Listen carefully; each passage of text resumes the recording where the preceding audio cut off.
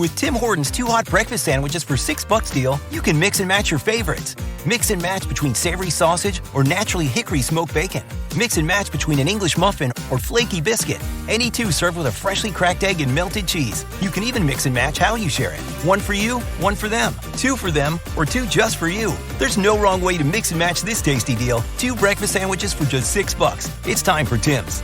Limited time at participating U.S. restaurants. Single item at regular price. Modifications and tax extra. Additional terms apply. Doing that, I was face to face with it. It was holding me by my throat, and it felt like it was sucking something out of me. I probably should have been more scared than I was when I witnessed the exorcism. I turned and looked on my right side. When I did, there's a beam on the side of the tree, a large beam. It's looking at me, and I'm looking at it. After I hit the lock button and looked back up, I saw red eyes staring back at me. That they're going to show multiple gods all over the earth, be able to speak in people's languages, and at that point, it kind of converge into this one entity, which will be revealed as extraterrestrial. You'll realize that aliens are the gods of old, and at that point, it'll wipe religion out of the context of humanity. No, it couldn't have been a person, I know that. I know that people can't run through the woods like that. So this thing comes into view, and I see it. It's 50 yards away from me. It's walking on 2 legs. It's huge. This is a big, hairy-looking being.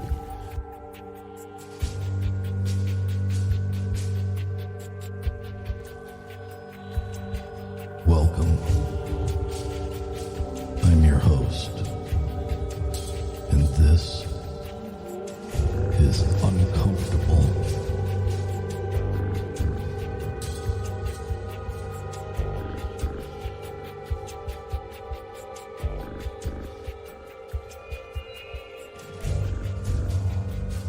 Hello, everyone, and welcome back to the show. I am your host, Eric Szilagyi. If you've got an uncomfortable experience you'd like to have featured on the show, please get a hold of me at contact.uncomfortable@gmail.com. Make sure to follow us on Facebook and Instagram, both at Uncomfortable Podcast 65. We do have a Twitter account that is strictly used when a new episode airs. It sends out a tweet, and with how messed up Twitter has become, I do not anticipate using it for anything more than that. So, best place to keep track of us is on Facebook and Instagram. Again, both at Uncomfortable Podcast 65. I will be working on a link tree for all of my information and links to all the other podcasts that I've appeared on, in case you've missed them and are interested in being able to find them. They will all be listed there. Hopefully we'll have that done over the holiday weekend. Most importantly, please share the show with others and make sure to leave us a 5-star rating and review wherever you can. Those are the main ways you can help in getting the show out in front of more people, and more people listening means more great guests coming forward with their experiences to share with you, the listener. Tonight's guest is Shayn Jones. Shayn is the host of Inquiries of Our Reality podcast, but that's not his only project. And I'm going to go ahead and let him tell you about all the rest of his side projects. Shayn wound up being a vendor at my Bigfoot and Bruce conference back earlier this September. Shayn and I had a pretty good conversation throughout the day, and he started to let me know about some of the things he had going on in his personal life, and we thought it would be an appropriate topic for one of my episodes.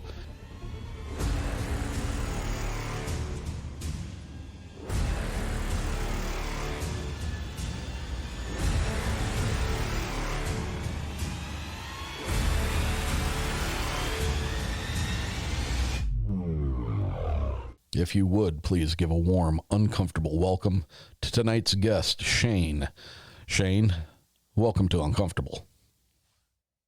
Thanks, man. It's an honor to be here. Glad to have you. Good to see you again. Oh yeah, always nice to see each other. Unfortunately, our episode on my show hasn't come out yet, but it'll come out very soon. I'm sure people will love that one. We only recorded it, a couple of months ago. I'm starting to think that you just don't like me and you're not going to air it. I'm one of those people. I overbook. I drop 2 episodes a week of my main show, but I like overbook, and then because I like doing shows every night. I like getting to talk to interesting people. So then I end up, 2 months ahead of time, and I almost like feel bad that I tell people like, oh, it's not going to come out for 2 months. So I've been trying to kind of get closer to my release date, and I'm at about like a month or so now. So everything will start being a little bit more relevant, but that's kind of where I'm sitting at right now. But it's definitely a great episode. Definitely want to post it. So definitely don't get that impression, because I really enjoyed that episode. Nah, I'm just busting your chops. Shayn, tell us about, tell the listeners first. Let's get that out of the way. Tell them about your other shows and, a little bit about how you decided to start doing this, why you decided to start doing this. So, going back to, I guess, kind of like where I started the podcast, I originally started off with my main show, Inquiries of Our Reality. The idea behind that was I listened to a lot of things. I kind of became like a plethora of useless knowledge in a sense. When I would listen to podcasts, I just kind of felt that a lot of the questions that I would typically ask weren't generally asked. So I kind of took it upon myself to start doing my own show and start asking, inquiries about this reality that we're in. So hence that's kind of where the name came to be from, is that I just wanted to inquire about what's going on in our reality. So I got into some interesting stuff on that. I kind of do anything that's open-minded. Sometimes things get biblical. Sometimes things get, about elites. Sometimes they're about cryptids. It's kind of just a free range about anything that's, I guess, alternative thought, alternative mind. Mm-hmm. More often than not, it kind of ends up turning into an open conversation, exchanging of ideas, which I definitely appreciate, because rather than having like a structured show, you never know what you're going to get into. So that's kind of where that stemmed into. Off of that show, I ended up doing a show with a guy named Kyle Rainey from the Big Dumb Podcast. So we ended up conjoining forces, and we started this little swapcast show that we do every week called Big Dumb Inquiries, where we combine our names together. The idea of that is that it's pretty much just like a fun clip show where we all bring like open-minded conspiratorial type clips, and then we'll all kind of like openly discuss it. And then as I started branching even more podcasting through him, I met another guy named Ghost from My Third Eye podcast, and him and I did an episode together. Back half of it turned extremely about cryptids, and we both kind of had this light bulb that went off at the same time. The show ended, and we're both like, hey, I have an idea for a show. And we kind of said it at the same time. And we ended up coming up with Bizarre Encounters. And the best part about that is that I feel like it was just one of those things that was bound to happen, because I'm not a bad interviewer by any means, but I definitely think that Ghost, that's more so his skill, where I'm more of like the researcher, express ideas, pop in with just a weird off the wall theory towards the end of the episode. That's kind of always been my thing. So we just kind of developed this good collaboration back and forth with each other, where, I'm the research side, he's the interview side. We kind of can join it all together in the show. Sometimes we do episodes covering different things. Other times we do episodes just interviewing people, but it all kind of just like formed together. And I've just kind of been on this podcast journey about getting my life story out, being able to have an opinion, have a voice after being one of those people that had a lot to say without a platform to say it on. And I've just kind of become more comfortable, I guess, in myself, being able to podcast, in the aspect of like, I don't feel like I'm more me than when I get to podcast, because a lot of the time, just, being into the things that we're into, be it encounters, whatever, conspiracy type stuff, it's not stuff you can typically share with a lot of people. So you get into it, you have a lot in your head, but you don't really have many people to talk to it about, It is strange that what you just brought up there. Cause you deal with people that roll their eyes, or they don't want to engage you in conversation if you start talking about that stuff. I've been there and have been through that as well. And it's funny because the longer that I continue to do this show, and the more experiences I talk to people about, and the more things that are easy to talk about with them, now it's transferred over into my regular everyday life. And I don't personally, I don't care one way or another if I strike up a conversation about some weird stuff and people start rolling their eyes anymore. I don't care anymore. It's like, walk away then. You don't want to hear it. You don't want to engage in it. Then, I'm not going to be the one that stops. You remove yourself from the conversation. I don't care. So I'm the same exact way. It's one of those things that once I started my show, you almost wear it as like a badge of honor where it's something you created. It's your project. So it's like, you can either one, try to do it in secret and not be open about what you do, or you can just fall into the person that you've always intended to be. Yep. So I'm kind of on the same boat where like, I'll still talk about stuff and certain conversations, like I'll talk about cryptids, all that kind of stuff, aliens with anybody. Certain conspiracy stuff, you kind of judge the room also just for the aspect of like, you hit them with some weird stuff. And if they're just very normal minded thinking people, even if you just do a little concept that's a little bit out there, you're already lost with them. So it's all about like judging your audience, but anymore that's now you have to read the room as well, as far as the really polarizing political sides, depending on what side your conspiracy theory falls. Then you also have to deal with people and their political views now, which are so far out of whack, with just the hatred from one side to the other is just, it's astounding. I mean, I've been on this planet long enough to have lived through, several administrations now. And, these past three elections have just been increasingly more and more just about slinging the poo at the fan and seeing where it sticks. And man, it's crazy. So yeah, it's, they always talk, when I was growing up, they'd always say, don't talk about religion, don't talk about politics. Well, I don't think it's any more true than it is right now. Truth. I want to say, as my shows progressed, it started off more conspiracy based, and it's gotten more into like cryptid type mysteries of the world, I guess you could say, better way of wording it, and kind of spirituality as a whole. But I kind of see that as like a wonder of the world in a sense, because I kind of view a lot of these religions as having a lot of like linking concepts, and a lot of them may just be different perspectives of the same thing. Oh, absolutely. So that's one thing I can't help myself to touch. I will touch on religion all the time, but it's from a different perspective and not really putting anybody's religion down in particular. I just try to connect the dots between all of them. As far as politics go, like I'll get into it a little bit, but like I said, as my show's progressed, I've kind of feel like I found my niche, and that's kind of what I'm running with and enjoying now. Yep. And it seems to be more so with the cryptid type community. So like, I love my main show that I started, don't get me wrong, but I'd say that my heart is definitely in Bizarre Encounters. And it took my main show to kind of figure out where my niche was going to be. And that seems to be where I enjoy being the most, With that being said, where can everybody find you? I try to make it quick and easy. So I put all of my stuff under Linktree links. For anybody that's not familiar with Linktree links, it's not .com, it's linktr.ee. And for my two main shows, Inquiries of Our Reality podcast and Bizarre Encounters. So I try to make it quick and easy. But if you find one of those, they all kind of interconnect with each other. So as long as you find one, you'll be able to find everything else that I do. Okay. And you're available on all the different platforms. Yes, sir. The only thing that I'm not on is YouTube, just because I don't want to worry about stuff getting pulled down, right.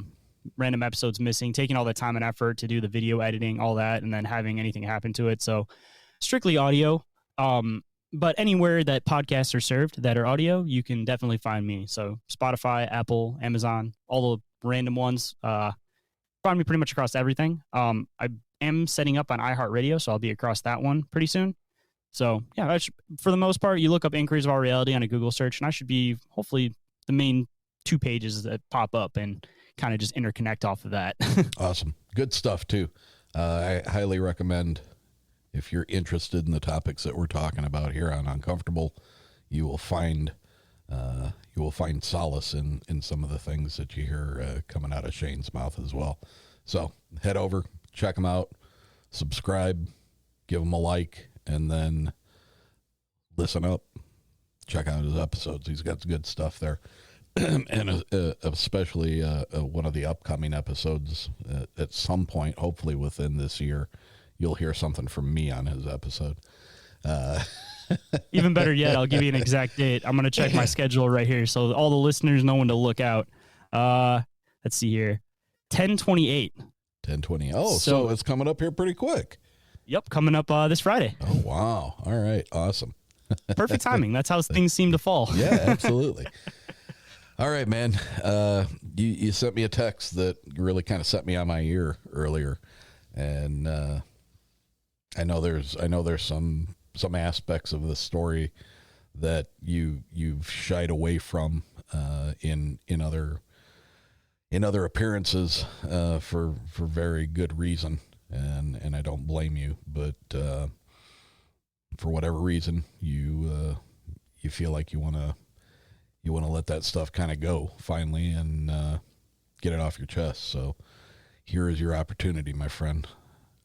It's one of those things, kind of connecting to what we were talking about before I start, that even within this community, you kind of have to feel around for the aspect of like everybody believes in the woo-woo, but when it's right in front of them, it's a little bit different. Mm-hmm. So just off of that, usually when I tell my story, I talk about my teenage years, and I will just make one comment saying that like it was a dark time, but I never really dig into detail into that for the aspect of I didn't know how people were going to perceive it. I didn't know if people were going to take it the wrong way.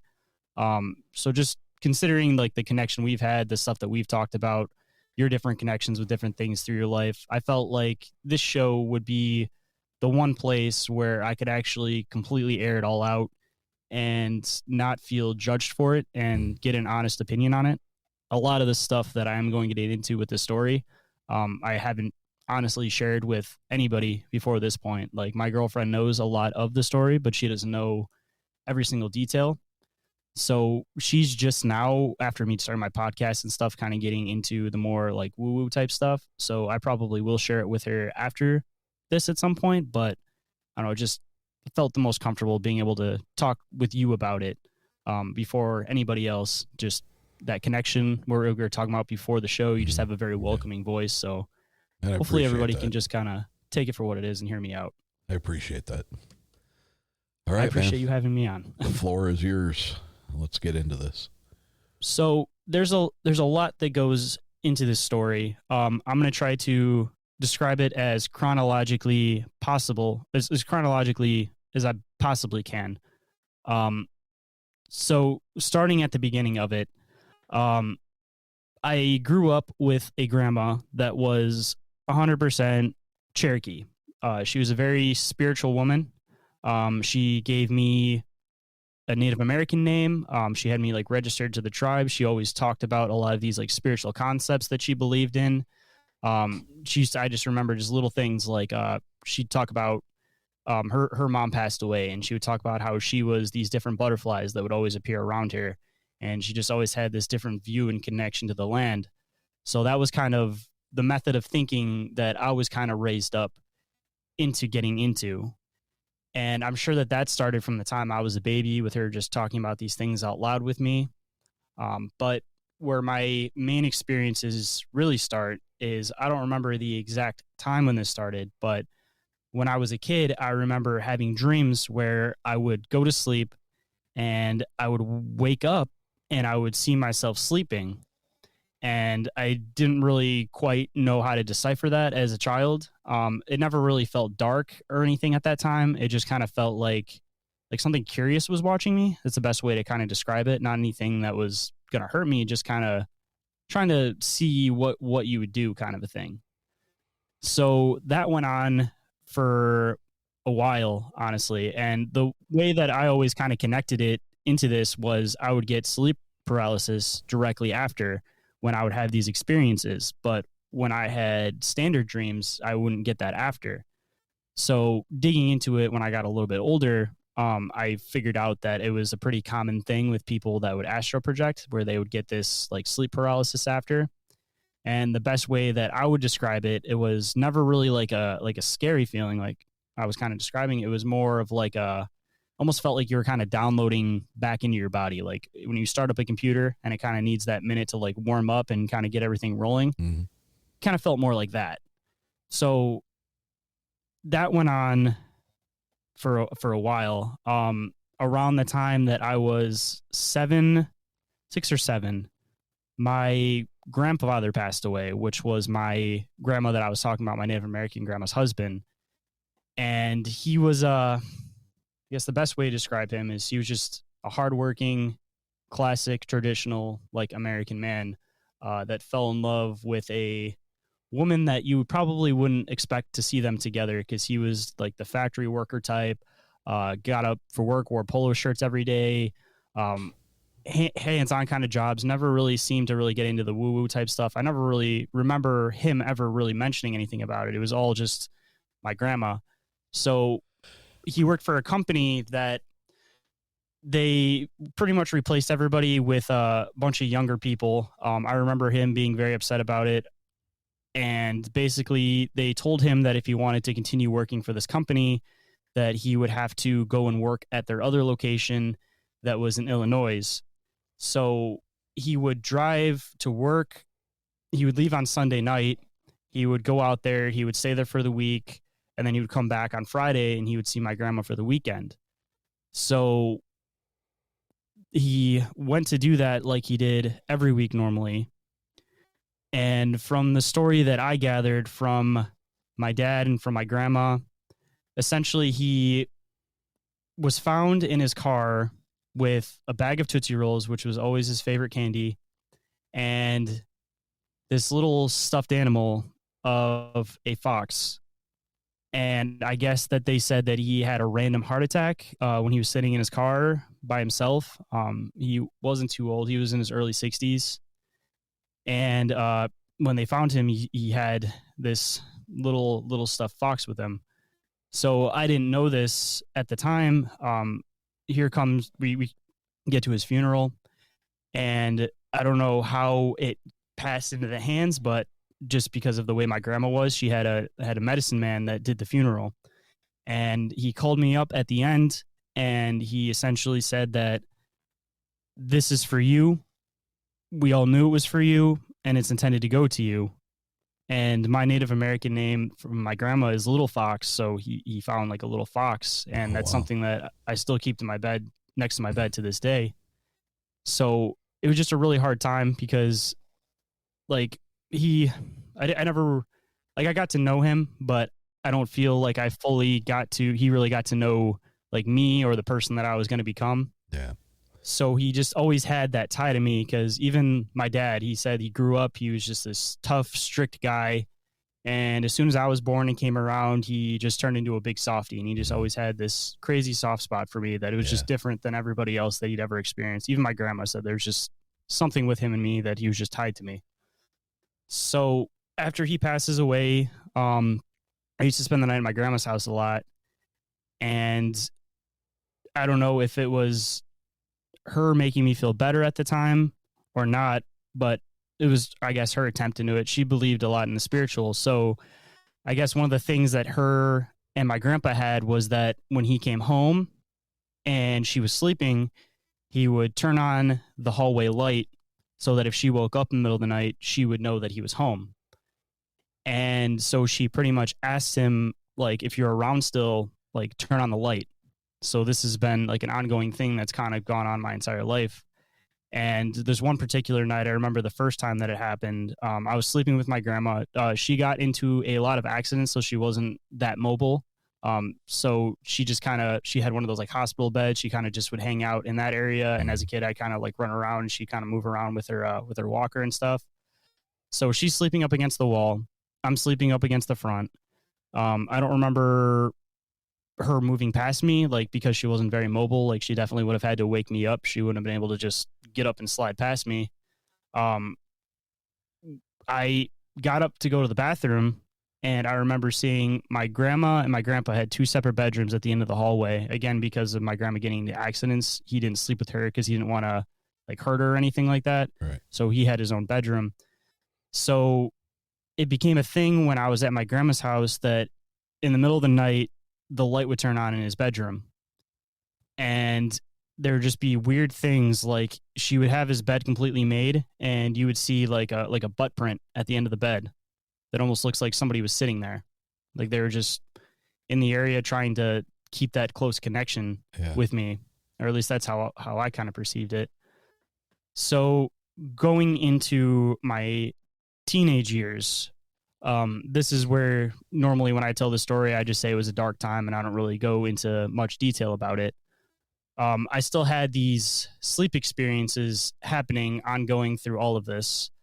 But my mom and I were always really close. My parents got divorced when I was 4, so I was just always connected with my mom. It was one of those things that she always had my back. I always had her back, through thick and thin, no matter what happened. And when I was in 8th grade, she met this guy named Jay, and we all ended up moving into this house together, that was in Warren, Michigan. And he was a big construction guy, so he was one of those kinds of guys that would, buy the most trashed house for a really cheap value and fix it all up and make it exactly how he wants it. Yeah. So he shows us this house, and there's a couple weird things that I right off the bat knew were weird and off about this house.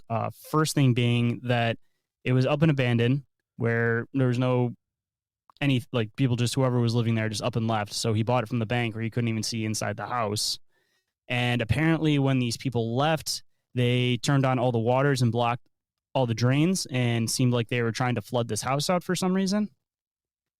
And so when we came into the house, and because he knew this part of the story just from like the bank and everything, they just assumed that it was just like people who snuck in there, weren't supposed to be there, like whatever kind of stories they made up, trying to make up for a reason why there would be so much damage to this house and water damage. Because when we first moved into it, essentially it was at a basement and then the main floor, and the whole main floor had to be taken out and replaced because it was all soft, molded, destroyed wood. Yeah. So when we start getting into this house and we start rebuilding and doing different things in it, the first thing that was really off that I personally saw and experienced in this house was in the basement, there was a bunch of Bible, pieces of paper from the Bible that it looked like somebody had ripped them out and scattered them across the floor in the basement. And they were obviously wet at one point. So this was definitely before the people tried to flood out the house. Cause when paper gets wet, but it's kind of like stuck on a surface, how it'll kind of like mold to the shape of it and be stuck to the floor. So there was a bunch of that. So we had to like go through and just like scrape it all off the floor and everything, cause he wanted to like repaint the floor to this house. So at this point we weren't living in this house yet. It was just all these different weird components that were kind of adding up in my head that I didn't know how to like quite rationalize. Cause again, I was only in 8th grade at the time. So when we finally moved into this house, the best way to describe it was everything was calm for a minute. And then it was a progression of things starting to get weird. And I seemed to be the only one that seemed to be noticing things. Like one example that I noticed, and this is part like where the story gets a little bit weird, where this is the part where I'm a little bit off of telling the story, but you would go down in the basement and you would hear like imagine like a blood curdling scream, like somebody's being tortured or in pain, but off in the distance, like 2 houses over. You'd be standing in the basement and you would hear this screaming, but it sounded like it was far away from you. And nobody that was upstairs could hear it. I was the only one that could hear it. And I had a stepbrother at the time, which was his son.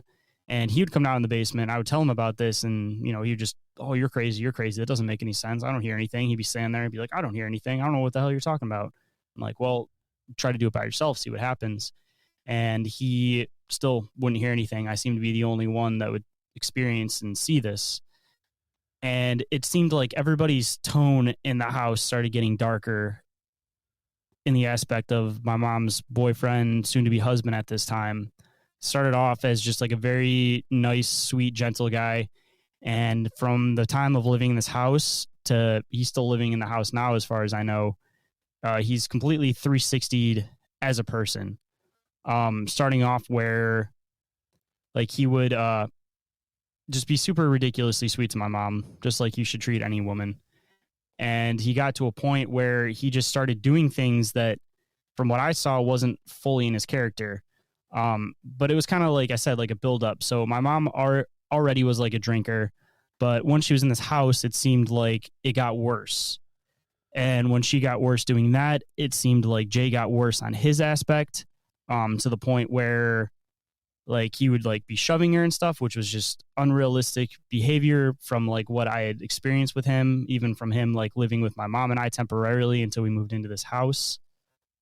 So there's this weird dark ambiance. And while that was going on, I was also still having my astral projection experiences, but rather than that having that childlike playfulness to it, like it did when I was a kid, it turned dark. Like I would start seeing shadow people, but they wouldn't be near me. They'd be watching me from a distance. And it just felt like something dark was watching me. And I remember in particular, I would always see this one with green eyes that seemed like it would watch me from a distance, and it seemed to be taller than the rest of them. Continuing on with those experiences, I remember that there was one time that I fell asleep on the floor in the back room, and I had one of these astral projection experiences. But when I did it, normally I can see my hands in front of me and they would look like my normal hands. And for whatever reason, this one particular time, I remember my arms being completely black. I remember my fingertips being pointed, but not like nails. It was just like my finger shape was like a point.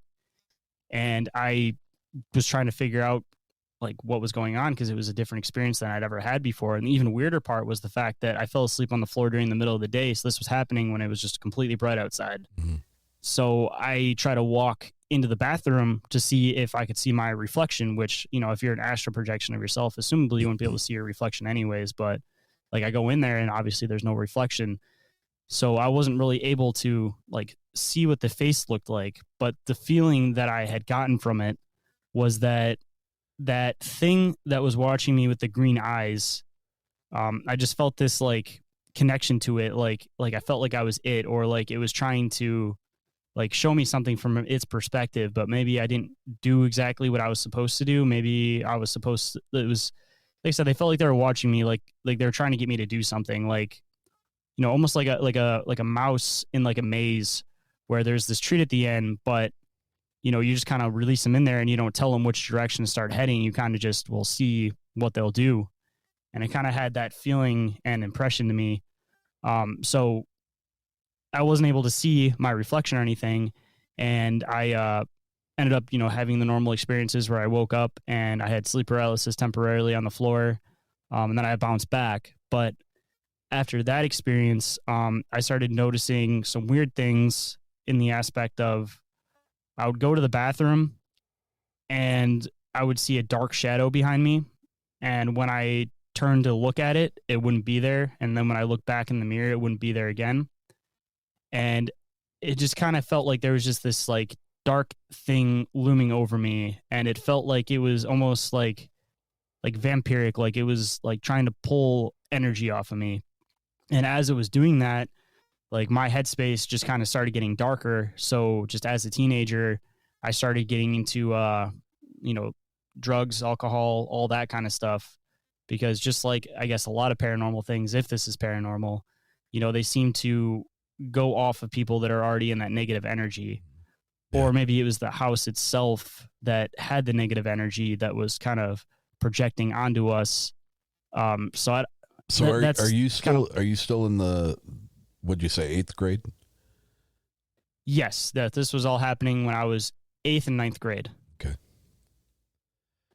But yeah, so I would have these like weird dark experiences where it just seemed like everything was kind of just making everything in the house darker. Me, everybody else in the house, my stepbrother at the time, he started just getting very like snappy and irritated and angry with people, to the point where he didn't want to deal with his stepdad anymore. So there's this back and forth between him kicking him out and him trying to leave.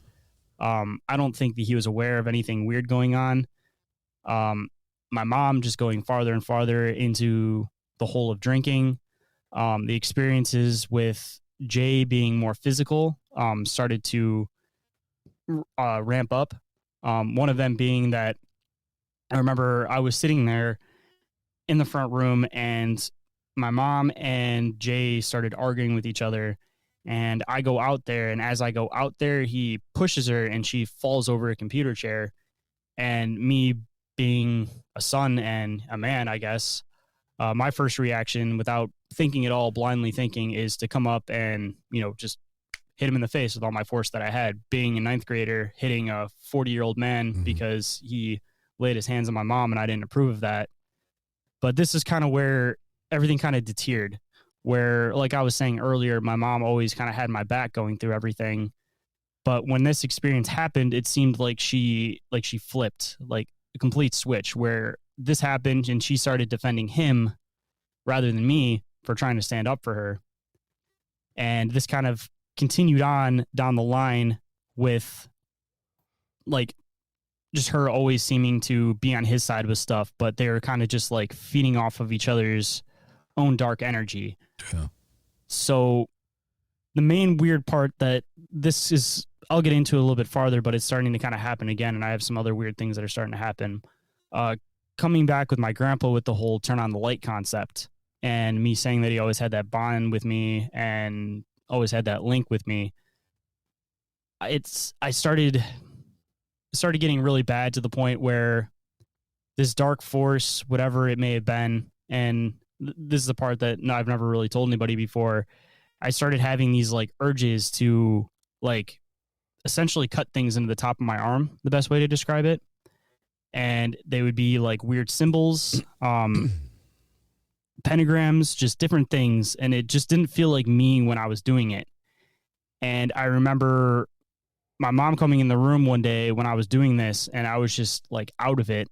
And she was trying to talk to me. She ended up taking me to like the hospital and everything. And I remember going to the hospital, and that was when I had like a snapback point where I felt like myself again. And I was looking at myself, and I'm just like, what happened? Like, why is this like this? Cause I'm not that type of person. Like, I'm not a suicidal person. I'm not into anything that has to do with like self-harm.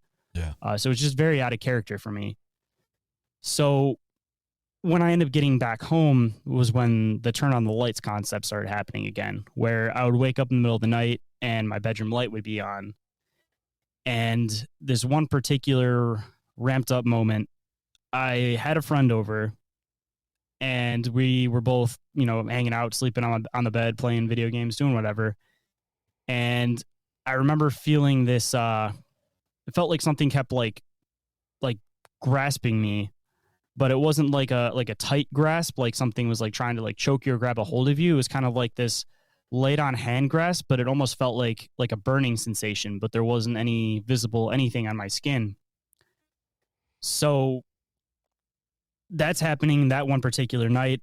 I don't want to scare my friend that I was having over, because it was the first time I had him over my house. So I kind of just kept everything to myself and didn't say anything. So I knew the whole night was off. Something was weird. I didn't want to go to sleep that night because I just felt like I needed to be awake for whatever reason. And I remember my friend was sleeping. I was awake still. I had one of these like, the fold out couch beds. Sure. I was sleeping on one of those, and they have the very, very thin mattress. So in the middle of the night, when I'm sitting there and he's sleeping, I remember feeling the middle of the mattress push up. And as the middle of the mattress pushes up, he wakes up and looks at me and looks back. And he just had this look of like awe on his face, like almost surprised that I wasn't reacting to it and freaking out directly. And as that happens and he looks at me, there's like this quick shoot up, and then the bed drops, and then you hear these footprints run down the hallway. And as that happens, you see it go one way, and then I just see this ominous, dark, foggy cloud is the best way to describe it. It wasn't even a shadow. It was like a dark cloud that I just watched move down the hallway.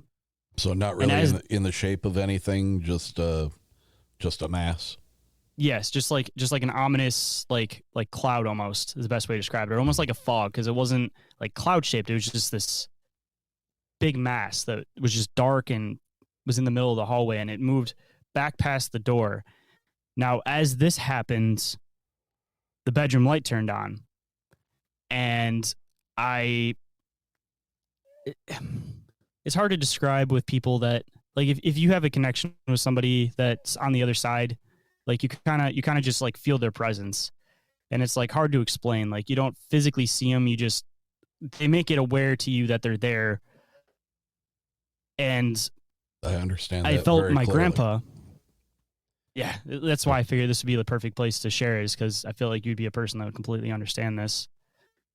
And I just felt his presence near.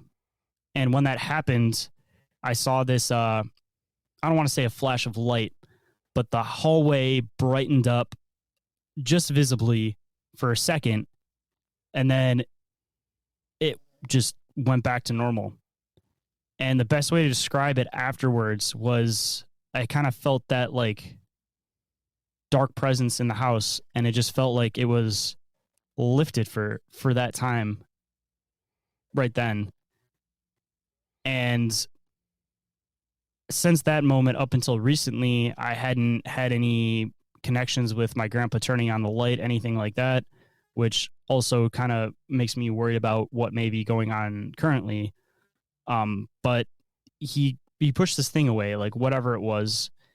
And this was probably about the time that I was in 9th or 10th grade. So everything was pretty mellow for a while there. Other than me still having my normal astral projection experiences. One of which I found extremely strange, was normally I would not really go anywhere far. I would see myself sleeping when I had these experiences. But one particular time I went to this place where the best way I can describe it is it was in the middle of space. I was in like a purple nebula, and I wasn't really standing or sitting. I was kind of just within it. And I assumed that it was a dream, but when I woke up, I got sleep paralysis directly after. So I was trying to figure out what that place was, while all at the same time trying to keep all of this stuff under wraps and not share with anybody else in the family, because the couple times that I had put the little feelers out, they pretty much completely just slapped it back away. So I just tried to keep all of these experiences to myself. So yeah, it was pretty mellow, like I said, for a while. And then about the time that I was in probably a little bit beginning of senior year, it felt like that dark presence was starting to come back. And at that point, that's when I started wondering if it was the house or something that may be possibly connected to me, or something that was around me because of me having these astral projection experiences. Like it was kind of praying and waiting for its opportunity to be able to do whatever it was trying to do. So everything amps up again. There's a lot of fighting. My mom's boyfriend trying to like physically fight me a few times unprovoked. So pretty much the day I turned 18, I got kicked out of the house, and I've been out ever since. I actually lived for about a year or so before I met my girlfriend that I'm with now, like homeless. Is the best way to describe it. Like I was sleeping on park benches and stuff. I had some friends that I'd leave my clothes and everything in the trunk of his car. Cold nights, he'd sneak me into his house and he'd let me like sleep in his closet and stuff, because he lived with his grandparents and he didn't really want to describe the whole situation to them. So I kind of had my own time away from the house, from all this weird stuff going on. And at that time, I wasn't really concerned with like the paranormal, the woo-woo, anything crazy like that. I was just essentially just trying to live my life and just try to exist and figure life out for myself. Around this time was when my astral projection dreams stopped. But the weird part about it was that I wouldn't remember my dreams at all.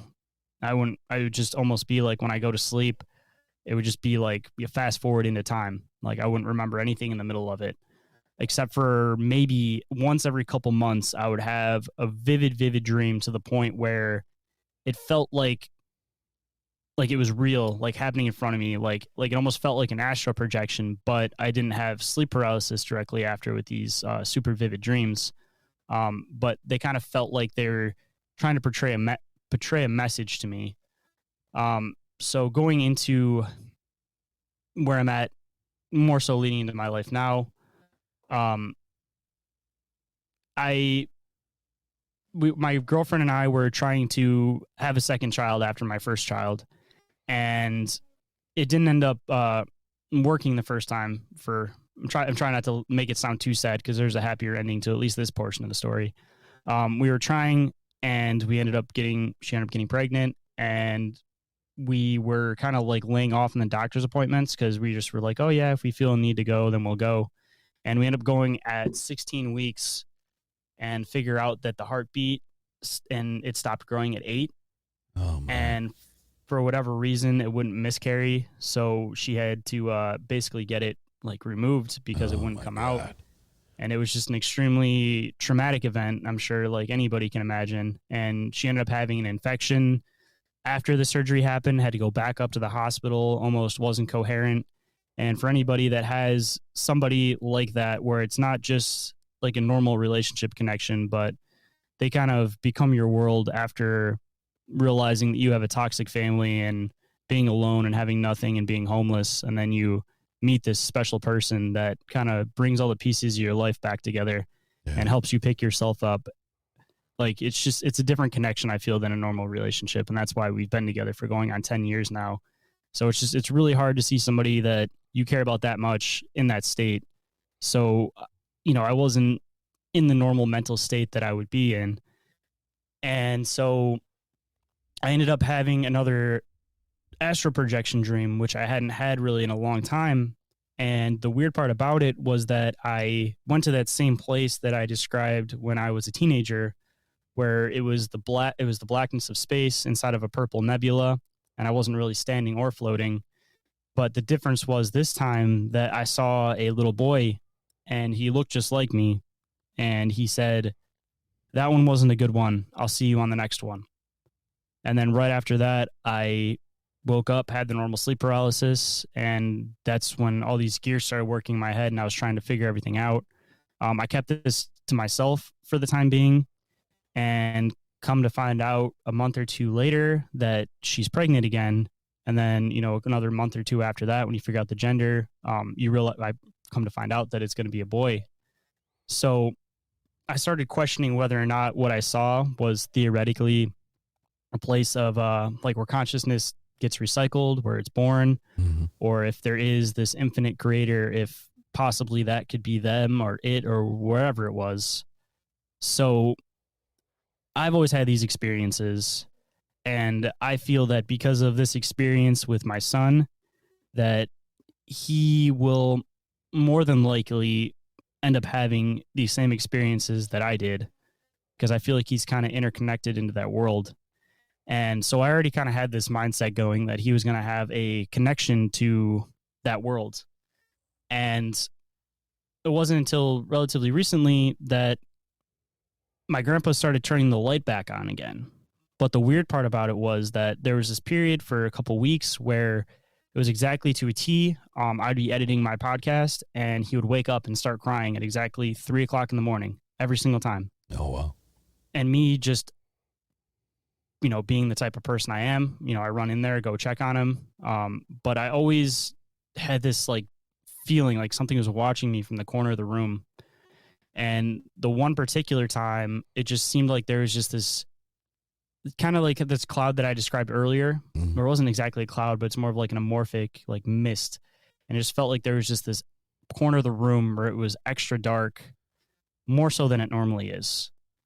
So I started getting into trying to figure out ways to protect my son's room. Me being already part of this whole spiritual world, I already regularly smudge the house. I am all about like protective items. Coming from like my Native American heritage, my grandma always told me this thing that you follow your intuition for items, and if it's something that you need, it's going to come to you. And I mean, weirdly enough, from that, almost every item that I just found these random connections to, I look into it, and a lot of them were like protection items, which I found was kind of strange. So I started putting some of these items in his room, thinking that maybe it would just bring this like positive life force into there, whatever that dark thing was. Maybe it would kind of just push it away. One of the items included was a dream catcher that my grandma made for me when I was a baby that was over my crib. And I've always had this thing above me when I sleep. Even when I was homeless, it was one of the first things that I had with me, along with the little fox that my grandpa gave me that I was telling you earlier in the story. Yeah. So I ended up hanging this above his crib, trying to just see if it would help. And this is where my grandpa comes back in, and I love having him around, but just because of how I've seen things in the past, it seems like he mainly comes around when there's something dark or something bad going on, and he's just trying to protect the family. So I hear my son cry at 3:00 in the morning, and almost to a T, within like a minute or two, I'd go in there, check on him, and I'd watch the light flick on every time. And there was a period where I don't say a period, but like a week or so where my girlfriend was very upset about some things going on in life. And she would wake up in the middle of the night and the light would be on. And I kind of perceived that as my grandpa kind of saying that, like, I'm here, I'm caring for you, it's okay. Yeah. I'm watching over you guys. So come to, this has been going on with the random light turning on again. And I hadn't felt anything dark. And then all of a sudden, as of yesterday, my dogs, I have an older dog and then I have my Pitty, and they're very sweet dogs. I've never really had issues or anything with them. And I'm in the middle of a show last night and I hear my girlfriend start screaming. I run out into the front room and my dogs decide to start brawling each other in the middle of the front room, in front of the kids. So me being the instant parent, I get the kids away as fast as I can, and probably not the smartest thing to do, but I don't want to see anything get hurt. So I do my absolute best I can to split them apart without hurting myself. So I get them apart. It's like everything just feels off. Like there's just been this like dark lingering that's been in this house lately, and I feel like it's starting to like revamp itself back up. And that's why I don't know if it's something linked to me or if it was something linked from that house or if it was something that I brought with me from that house. But today I felt a need to smudge the house, except for when I did it, I felt this urge at the end that I don't normally do, where I normally will make the trail of smoke and continue it outside the house so that whatever dark beings, whatever negative energy there is, they see this path of smoke and they follow it outside of the house. Right. So normally what I would do is I would set it down and let it burn itself out. But today I had this just intuition feeling that I needed to put it out in the dirt on the ground. And before I did that, I sat and I meditated for a second and I thought about just protection and my family and trying to push anything negative, dark out of this house. And when I put it down on the ground to snuff it, the best way to describe it is I felt this hand grab the back of my neck and then it felt like it dissipated off. And I don't think that was it leaving. Like it doesn't feel like it's over. It kind of felt like if it was something small, maybe it's gone for now. If it was something bigger, maybe I irritated it. And the hand on the back of my neck was its way of saying like, nice trick, I'm still in the house. Yeah.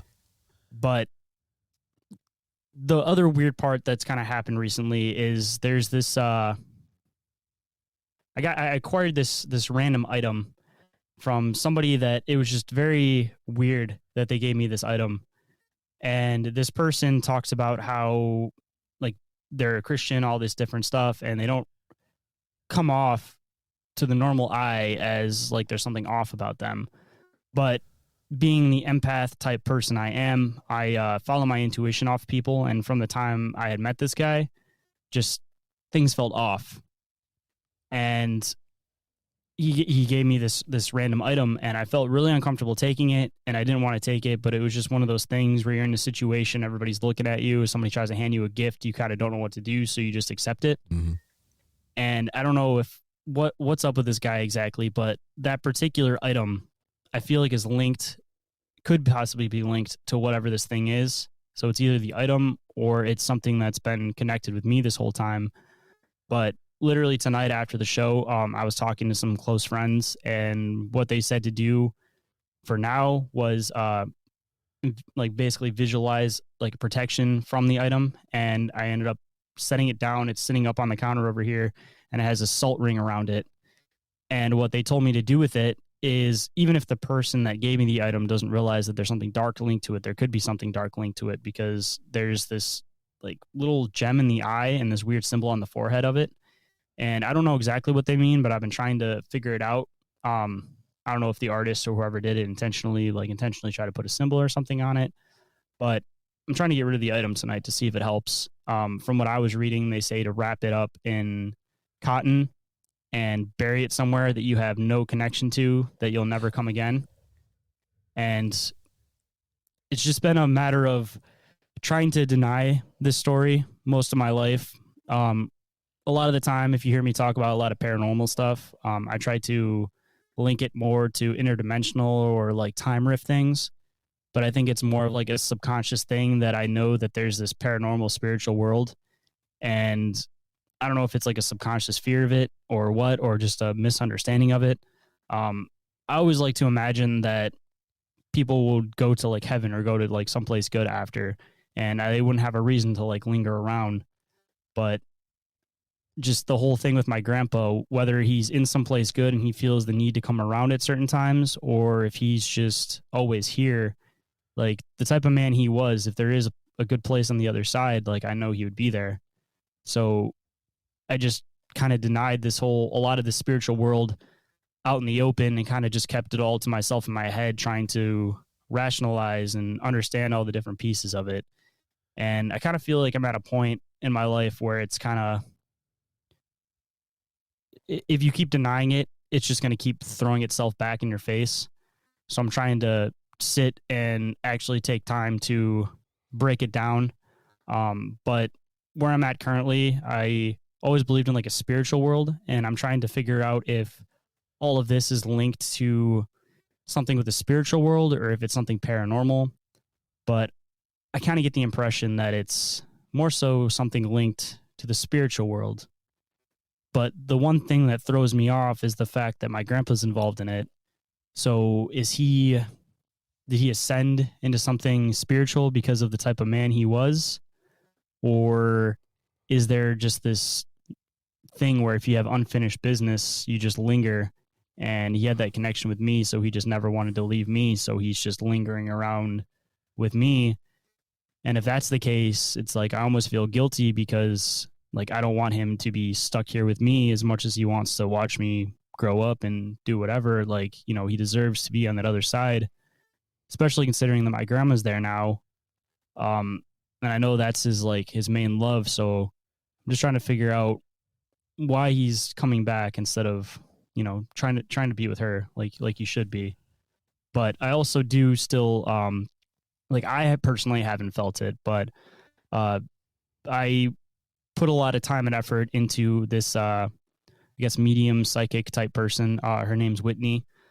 And she always talks about how she feels this Native American woman that hangs out around me and this man that hangs out around me. But I don't feel her, but I feel him around me. So I'm just trying to figure it out. Like, I don't know if they're on different planes. Like, are they aware of each other?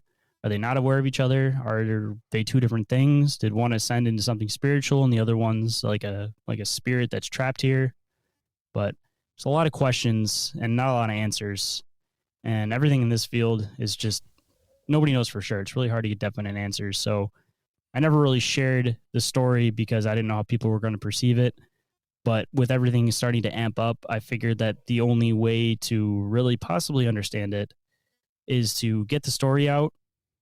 Or maybe that was the intention the whole time, was that I was intended to tell this story to possibly bring more eyes into these concepts. All right, guys, just because it's No Shave November doesn't mean your partner is going to give you a pass on all your personal grooming.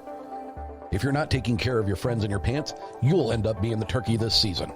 So, this holiday, make sure you're looking good enough to be dessert after the family hits the road by going to manscaped.com and use the code uncomfortable22 for free shipping and 20% off your order.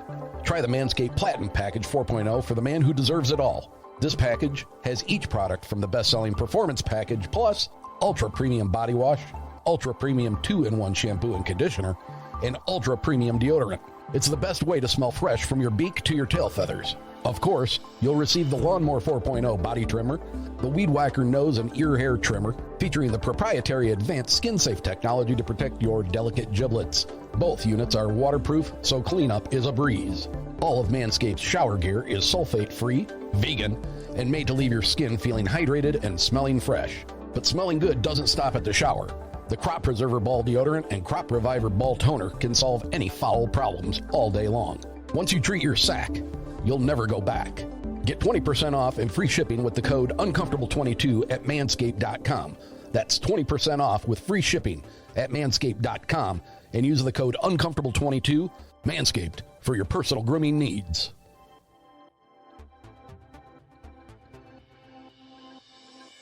But that's kind of where I'm at with it. I kind of laid it all out on the line. I didn't want to lose my train of thought. I said, I hadn't told that story before, so I was trying to tell it with the most detail in the best order that I possibly could. And I don't know, it's one of those things you let it flow and it comes out natural. And definitely feel that came out natural, and I feel honestly way better actually saying it. Good. There's some things that I want to kind of delve into a bit with you. And I guess we'll start with the most recent and then work our way back. Because the whole astral projection thing is kind of sticking with me. You know, as far as your Native American upbringing, now I don't know if this is true with all Native American tribes or clans. I was told that during the smudging process of a home, that salt needs to be used on all of the windows, all of the doors, except for the one exit that you are allowing to remain open for the spirit to leave. And once you are done, you are to salt that as well. Now the thought is, from what I was told, that the salt will, once you've cleansed the house, the salt will keep it at bay. It will not let it back into the residence. I don't know if you've ever heard that, or if you've run across it in your research as far as how to take care of this. But that's one thing I can tell you that came from an actual Native American witch. I mean, I definitely feel the need to do that. Off of the aspect of when I did this earlier, it was a really amped up moment. So I was thinking logically, but I definitely missed some details where that's something that I would normally do. I was just really thrown off by this item, so I didn't do it directly. So if that is the case, maybe that grasp on the back of my neck really was it, where if I let it out of the house, maybe, because I was crouched down right outside of where my back door's at, like I could almost see it as it following the line to leave. And possibly because I didn't reseal that door, maybe that was it kind of, using me as leverage to step back into the house, possibly.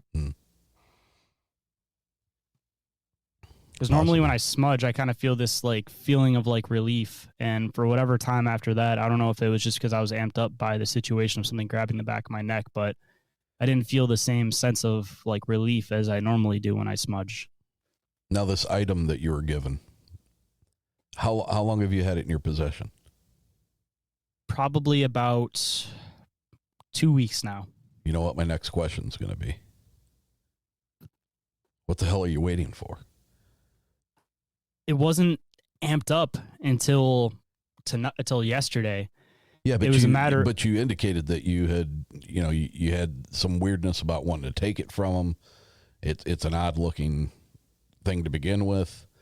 I mean, if you just don't have a good feeling about it, get it out of there. That's where I'm currently at with it, where I kind of denied my intuition, trying to give like benefit of the doubt just because of the person always talking about how much of a Christian they are. So I was honestly trying to give the item the benefit of the doubt. And again, I was wondering if it was something attached to me or this particular item. Can I ask you what in what fashion was this thing given to you? Was it just like, oh, hey, I got this little bauble, I think you ought to like it. Here, it's yours. Or was there some, did you garner any kind of an intent behind the person that was giving it to you? I mean, were they? So was it to elicit some kind of a thanks on your part, or are they trying to interject themselves into your life unnecessarily? I mean, it just it seems like an odd situation.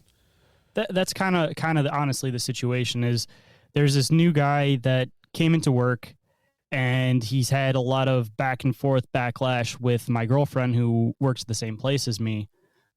So from anybody that kind of knows us, she's more of the in your face, like hard ass for lack of a better term. And I'm kind of the like more gentle one. So him having this backlash with her, it seemed like he tried to like almost smooth up to me, knowing that in a way I'm kind of like her soft spot, maybe seeing it as like possible access to get into that. So looking at it from two different angles, it could be one thing where if he is into these concepts, maybe he full well knew what he was doing and was just trying to get an item in the house. And he knew that the only way he was going to be able to do that was through the guy that's, the more gentle one of the two, I guess you could say. Yeah. Or the other concept is that I could see it as is maybe he was trying to use it as an item to like smooth things over, which was the impression that I got from it. Like, at least like me thinking about like his perspective, like the reason I gave the item the benefit of the doubt was the aspect of I was hoping and assuming that it was something that he was trying to give to, I don't know, just try to like make a connection to see if things would be a little bit smoother on his aspect, but there's something weird to this guy. I don't know how to describe it. I guess what I'm getting at is, and I may be completely off on this. You're the only one that's going to be able to answer this. Is there enough of a relationship with this person that you should be worried about whether or not you guys continue to have a good relationship? I mean, he works with me directly, and as work's been going on, it seems like he kind of gets forced on me more and more to the point where it's like, I didn't want to not accept the item because it just would have made things really uncomfortable at work. Mm-hmm. So I accepted the item just off of, generosity. Like somebody hands you a gift, you kind of just accept it. And even if you get rid of it later on, like as far as they know, you still have it. Is it breakable? It's like this little like glass like head is the best way to describe it. So, but it's like thick glass where if I threw it down on the ground, I don't know if it would actually shatter. I think it might just take chunks out of it, because it's crossed my mind of concepts of different ways to destroy the item altogether completely. And I was going to try to shatter it, but when I do, I was going to try to do it at a location that's not anywhere near my house, because if I shatter it and there's a little piece of it that gets left somewhere in the house, even if it's just some little tiny flake of it, I don't know if it's still going to have like a component where it's in the house.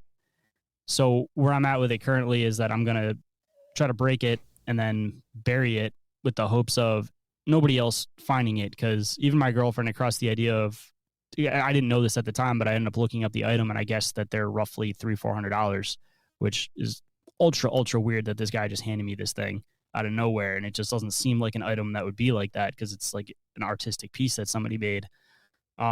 So she was like, sell it, and I was like, no, I don't want to do that, because if there's something dark linked to it, like I'm not trying to pass it on to somebody else. Like it's just gonna end up coming back at me twice fold. So the best concept that I could think of to get rid of this item is to try to bury it someplace that people typically wouldn't be, and hope that nobody else comes across it.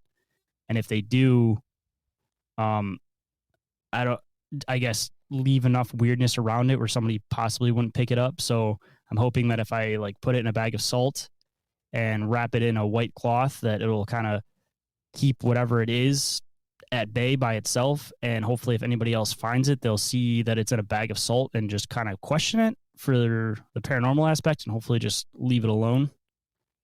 But it was just weird how he gave me this item in general, because I have a tattoo on the back of my neck that's like an alien head, and that's like what this thing is.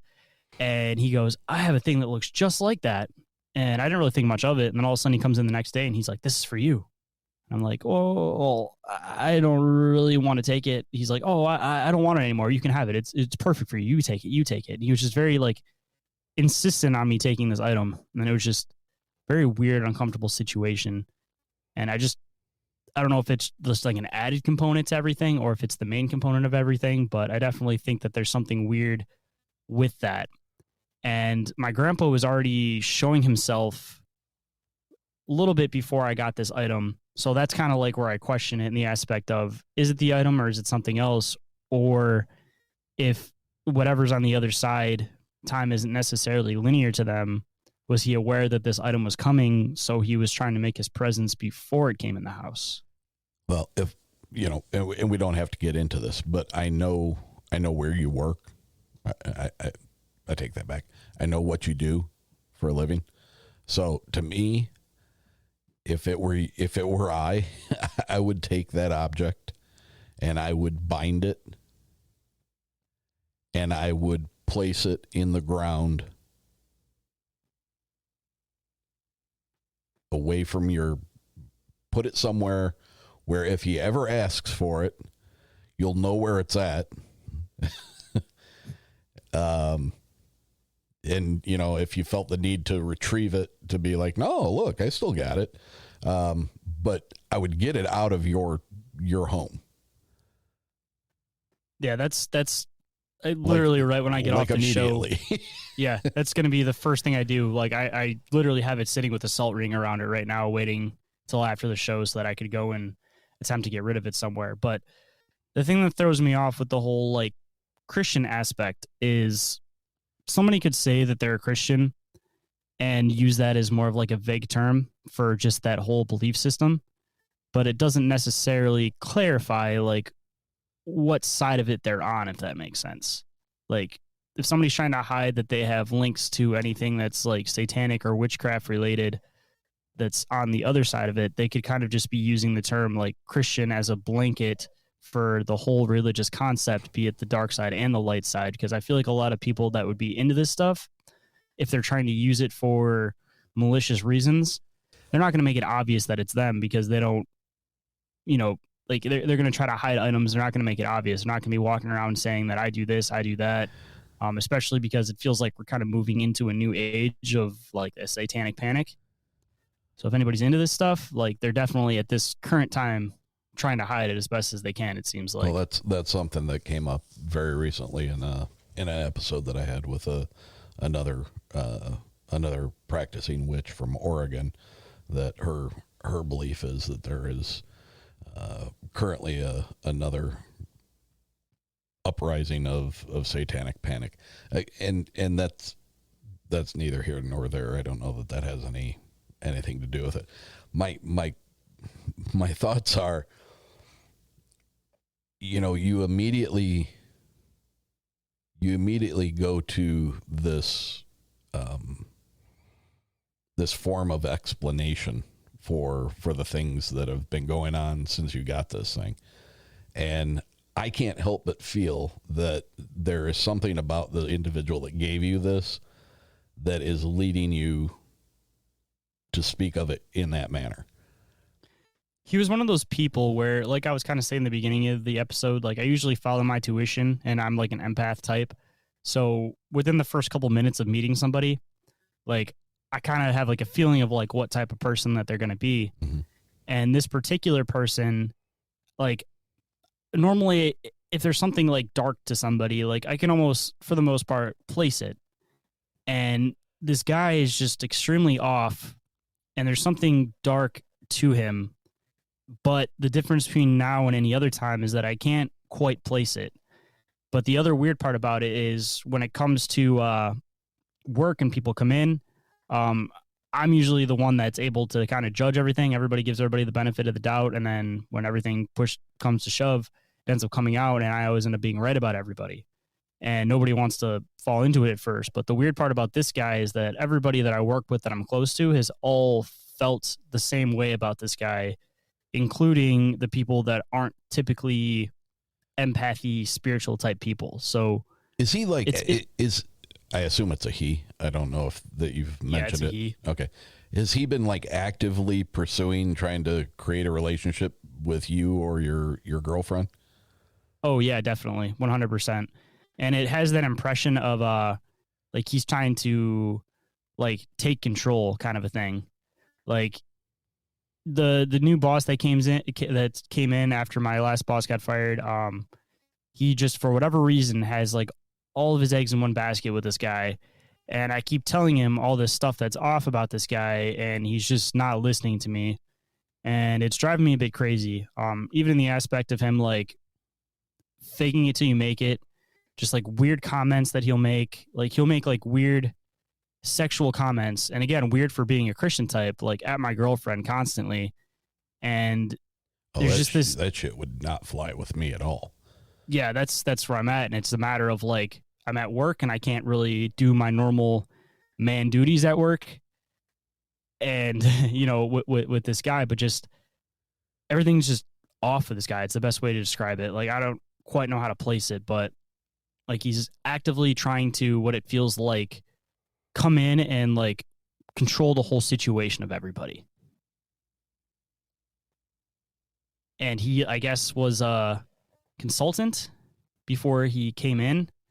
And it's a very vague term where like we keep trying to look into him and we can't find much like back end history on the guy, which I also find super weird. On top of the fact that he's just one of those people that it literally feels like there's, the best way to describe it is like something dark that's wearing a smiley face mask, where it's like they're trying to, they have this like fake facade on the outside, but there's something like dark to them on the inside, whether they know it or not. Has he made any inappropriate comments to your girlfriend since you've received the item from him? He's been super friendly with her, and also she's just doesn't want to fight with people, so she's starting to go on the other side of like resisting, where she just kind of is like, I don't know how to, like, rather than like completely pushing him away because he's being so forced on top of us, she's trying to almost be like more accepting of it. But he just seems like he's getting too buddy for no reason. But again, there's still just this weird dark ambiance to it. I'd get that shit out of my house and I would give it back to him, and I would tell him, son, you don't say another off-color comment to that woman. But that's me. I'm not opposed to imposing myself on somebody else. So, see, that's where I'm at with it too. I've contemplated doing that a few times and handing the item back to him. But my logic and the thing that I'm worried about is if he does have some type of link and there's something with this item, like he could, I almost feel like it's possible that I could make it worse for myself, where he would almost see it as like, it's like that concept of like you disrespect a witch and then they have a grudge forever kind of a thing. Like I'm like almost scared to just like hand him the item back, because I don't know how he's going to perceive that. And if he is coming at me from like a spiritual angle, like that might just like make him more angry at a spiritual level, where there might be more things that are coming my way because of it. I guess I got to ask you this from the standpoint of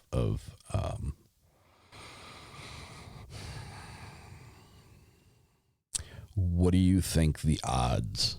All right, you engage in podcasting about weird stuff. You've had some weird experiences in your life. You believe in the hereafter, the spirit of your grandpa, you know. What do you think that the odds are that chance would put in front of you somebody that was trying to infiltrate your life that was what you think he may be, a witch or a warlock or something like that? I think the odds are pretty unlikely that he has any connection to anything. I'd give him the item back, or I'd get rid of the item.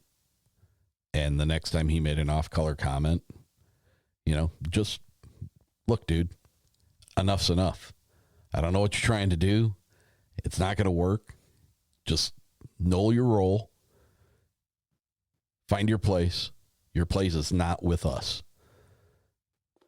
You've pushed me to this point. So, I mean, I think you could quite possibly be causing yourself more stress and anxiety about these kind of topics by going to that almost immediately. I mean, there's another angle to this. Around the same time that I received that item, we're kind of talking about it pre-show a bit. I did an episode talking about AI and demons being within computer systems or entities being within computer systems. So around the same time that I got this item, I did this episode where we were talking about this. And as I was talking about it, I was just having really weird tech issues where like Zoom would still be up, but it would drop the call out and then it would bounce back up. And I would randomly not have internet connection. But the weird part was I tried to switch over to my phone because I have this other microphone that I'll attach in my phone. So if anything happens, I can continue on. Mm-hmm. And my phone also wasn't getting connections. And we just kept having these like weird tech issues this whole time about it. So my other logic and the other idea of it is, like I said, I was trying to give this guy a benefit of the doubt, but it's kind of like two things happening at once. So I don't know which way it's going to place. I almost wonder if maybe we were onto something with the concepts we were talking about. And if there is something that is able to transfer through electronics, coming from like the standpoint of trying to explain that concept, that anything that's like demonic, whatever, it can't manifest itself within the physical world. But if you had a computer system where you could create everything that's within the system, they could theoretically be able to manifest themselves within the system. So going on to that side of the spectrum, both sides of this happen at the same time. So I'm trying to figure out if it's just completely something unrelated to any of this. Like it's just another dark presence that just followed me and made its way into the house. If it's because of me talking about these particular concepts on this particular show. And right after I finished the show, best way to describe it is started seeing just like random shadows that normally aren't there, and they would dip out. And I almost got this feeling like there's something like watching me, and it wasn't like my grandpa. So I don't know what side of the spectrum it's on with that, but I'm kind of trying to cover both bases. So that was why I did the smudging, for the aspect of like, if I made something angry by talking about it, or I was really onto the trail of something, or I'm going to interrupt you here because as you started this, and I'm fairly certain that the listeners are going to be able to tell that your voice has become very electronic sounding, and your video on the screen is blurred to the point where I almost cannot recognize you at this moment. And it's come completely back into focus. That is really kind of strange. My heart just dropped because I was talking about the system and that happened. So I think in an indirect way, I just got my answer. That was bizarre. And the thing that I'm disappointed in myself. We're using Zencastr as a means of communication between you and I right now. And I'm typically am only a audio broadcast, so I never click start recording when I use Zencastr because I don't do anything with the video, so I don't hang on to the video. But that would have been very interesting to have had recorded, because your screen went extremely blurry, and not necessarily in the typical way that you have interference when internet connection is bad. That was very strange. And I got full bars over here, and I had no lag through any of that with me talking. You were moving completely normal. There wasn't anything on my end that looked like anything tech-wise. Yeah, that was strange. And even more so because of, today that we're recording this was the release of an episode that I did with Tony Merkel and the gentleman from the Cryptids of the Corn, Justin and Jay, and Joel Thomas. And the whole reason that we were put together a couple of weeks ago was because of the electronic interferences that we've all experienced while interviewing Joel. So that was strange, for sure. But let's not dwell on that. That was very weird, though, and the timing of it quite odd. Here's the thing, so I talk about a lot of these things, and I've interviewed a witch in person, and I've had some bizarre experiences throughout my life. The one thing I can say is, except for one experience that I don't talk about openly in the public, I've never felt that I've been in the presence of something that was overtly negative. Most of my experiences have been pretty benign, and but some of the people that I talk to that are into these things, this is a way of life for them. They surround themselves with creepy things, and they find comfort in surrounding themselves with Ouija boards, and they don't really worry about doing those kind of things, but yet they have all kinds of weird experiences happen in their home. Is that something that you engage in as a part of your interest in these subjects? Do you deal with any things that might be considered a gateway for things to be coming at you? So I do tarot. Okay. And that's about the only thing that I could connect to it. Okay. And I'm not here to say that tarot cards are a gateway to demonic entities coming in and messing with you. I'm not saying that at all. I simply don't know what the possibilities are. But,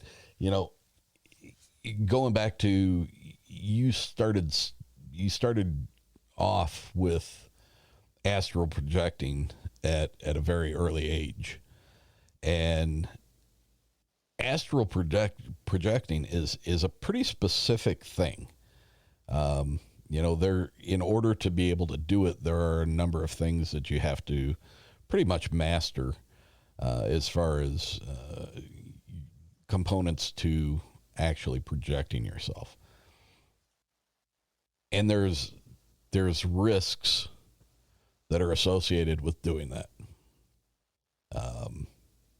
Some people believe that once you leave your body, that your essence, your soul, your everything is with you having left your body, and you're off, flying through the air, or you're doing your thing, and your body is left basically empty and open to the possibility of having something else inhabit it, i.e. possession, or, I don't know. I'm not an expert in these things, but there are things that I have read and I've heard other people talk about. So,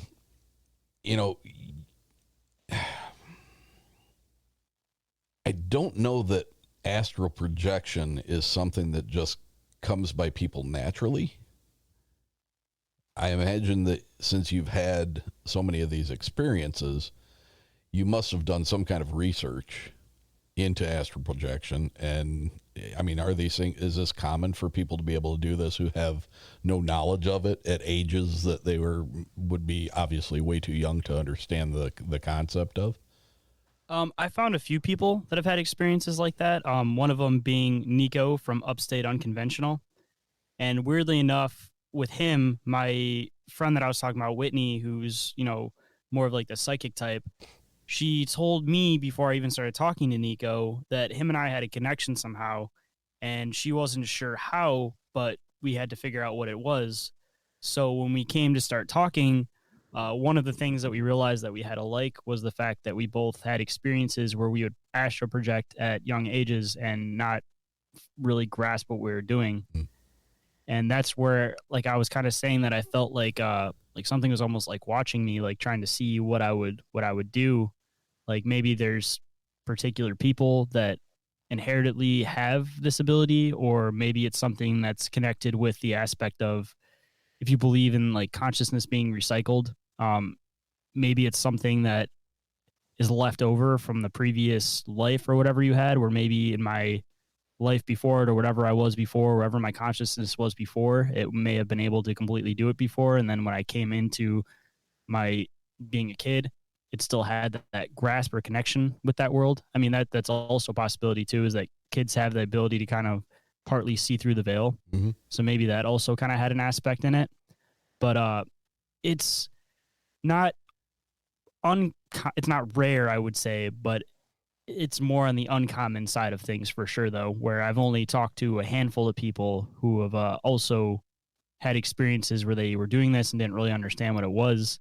And I didn't really start digging into what it was until, I was probably like 16 or so. So like in the middle of all the kind of like dark stuff happening. So again, I was just trying to rationalize it in my kid mind. And it was one of those things that for a while I didn't really like think it was anything different than anybody else was experiencing, because I didn't really know anything different. And it wasn't until, I was like 16 or so when I had a couple friends that were kind of into these concepts that I was able to start like sharing these ideas with them, and found out that, not everybody does that, because it was just the normal for me. Yeah. But one of the weirdest experiences that I remember is I had this really good friend in high school named Christian, and I'm still trying to figure this out. I haven't really had too many people that have talked about experiences like this, but whenever him and I would sleep in the same room, he would astral project with me, and we would see each other, and we would like interact with each other. But he told me that it only happened when I was with him. And That's connecting into another piece that I hadn't told my girlfriend about any of this astral projection type stuff. And then there was one particular night that we're living at her parents' house at the time, and she was sleeping. I was watching TV. It was probably like 2:00 in the morning, and I heard a thud down the stairs. So she springs up all of a sudden and looks at me and goes, "Whoa, I just had a dream that I fell down the stairs." And I told her, I just heard something fall down the stairs. So we both went out there. There was nobody out there, nothing going on. And that was when I had to like explain all of these concepts of like astral projection to her. So at least 2 times in my life that I know of, I don't know if it's one of those things where maybe it's something that we don't really grasp or understand, where you think you have to be a master of it, but maybe just inherently some people maybe have something to them where it's more of like an aura, and maybe like whoever's within that aura also kind of gets pulled into it. I don't know, just kind of weird. I haven't really figured out that rational side of that, but if anybody else has ever astral projected with somebody else in the room with them unintentionally, I would love to hear anything you have to say on the topic, because I haven't been able to rationalize that myself. Yeah, that's out of my wheelhouse. I've not heard of group astral projecting. That's other than maybe a couple people that have it mastered and they go into it with the intention of what they're trying to do. That's the only way that I could see it really happening. Yeah.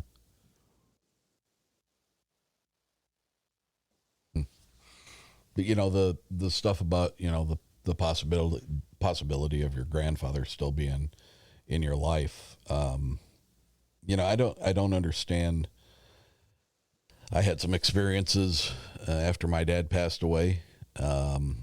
It didn't start immediately. It was several months, probably close to a year, before I started having some experiences. And once I did, those experiences, relatively speaking, were short-lived. There was a point where it stopped, and it's never happened again. So, I don't understand what goes on there. Is there a certain amount of time that they're allowed to interact with you? I've talked to several psychics who psychics are, you're either legitimate or you're full of shit. And yeah, it's like a 1% concept. So I've been very fortunate to have been able to talk to and interact with a number of them that are, I would say, legitimate, because the things that they have proved to me, and I'm a relatively intelligent person. I can understand how people will use phishing as a way to get information, or to find stuff online about you prior to having spoke with you. And I'm not finding that is the case with these people at all. They're exhibiting some things that are truly unexplainable. I'm kind of in the same boat with Whitney, where I didn't believe in any of that stuff, and I intentionally went in talking to her without her knowing anything about me, and she told me a lot of things that I hadn't told anybody else before. So up until her, I never really believed in that stuff. And as far as that goes, the only person that I have met personally so far that I feel has that connection is like her. And that's why I said it's like that 1% thing, that 1% actually have these abilities and 99% fake it till they make it. And because of that, it dilutes it out and makes it so that nobody believes in the concept as a whole and views even that 1% as a fake or some type of scam artist. Yeah. But the thing that I've found with them is that, the majority of them will tell me that they are not stuck. That they're not, some don't understand that they have the ability to move on. And sometimes it's just as simple as being able to coax them and reach them on a level where they understand that it's okay that they go.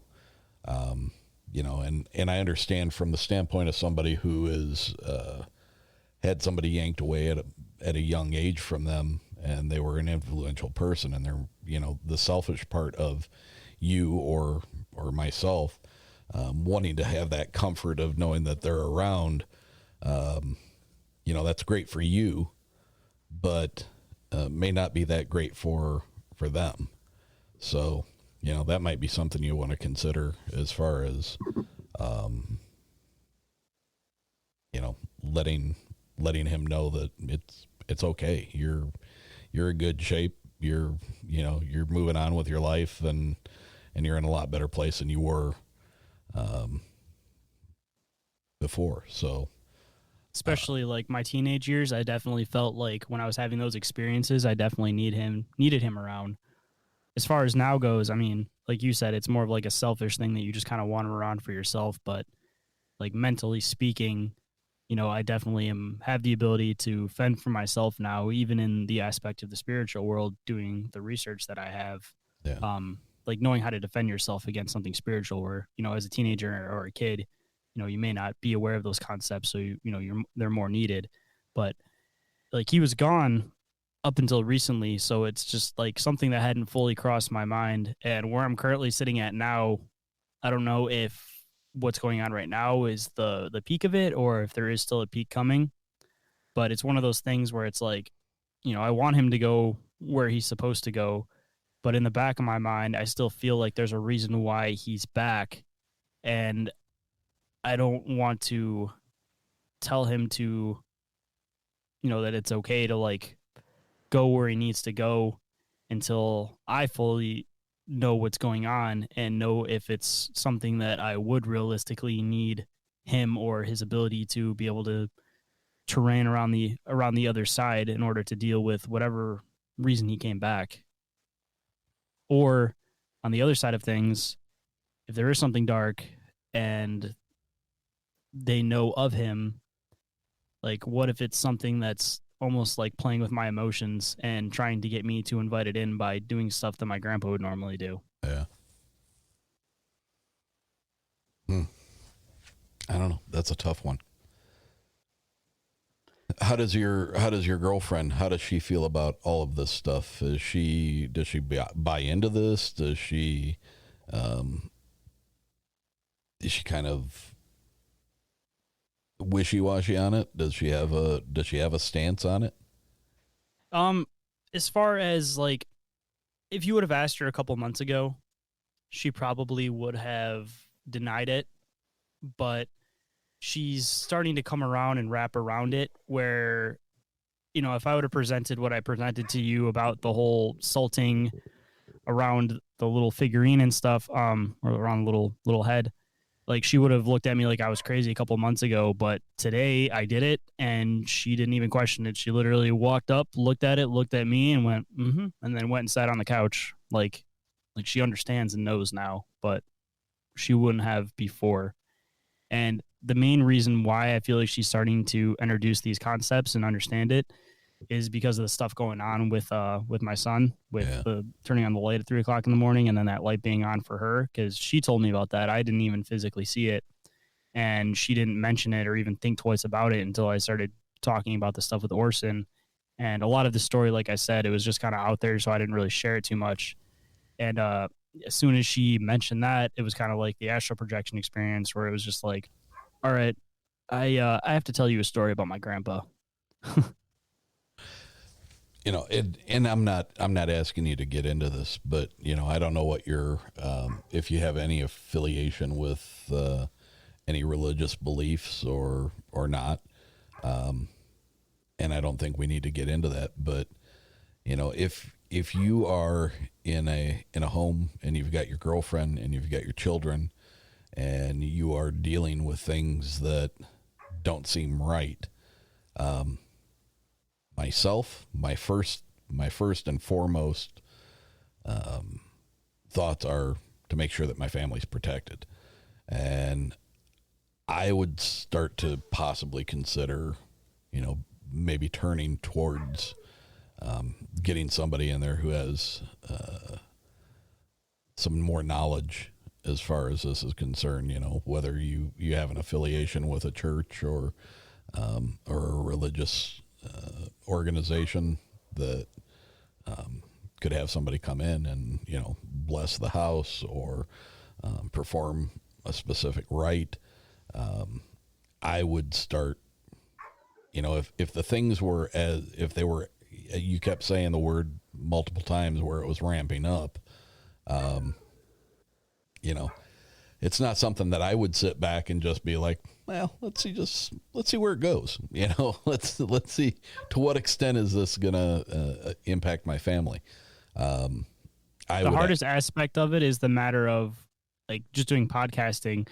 Like I know a lot of people that are in that field, but none of them are very close to me. So it's a matter of trying to also find somebody that's relatively close to me, because my most trusted people that I would have do these types of things are unfortunately on the other side of the country currently.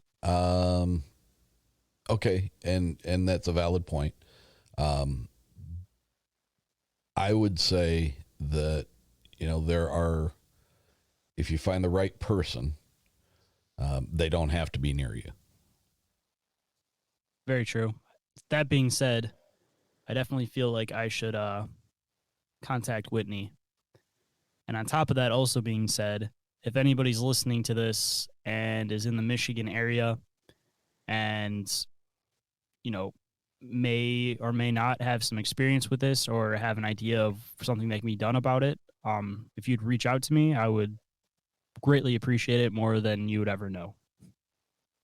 Because sometimes for certain things, I don't know, I feel like it's just better to have them like hands-on in the environment, experiencing what's being experienced, where you still have that like spiritual connection to it. If you're like you have that ability, but I feel like it's just a whole different presence when you can physically be here and like theoretically be the one that smudges the house in your particular method or protect the house in your particular method versus like me recreating somebody's method that has been developed by them. Because I feel like with a lot of the protection stuff, it's a lot of like people's personal beliefs that also go into that.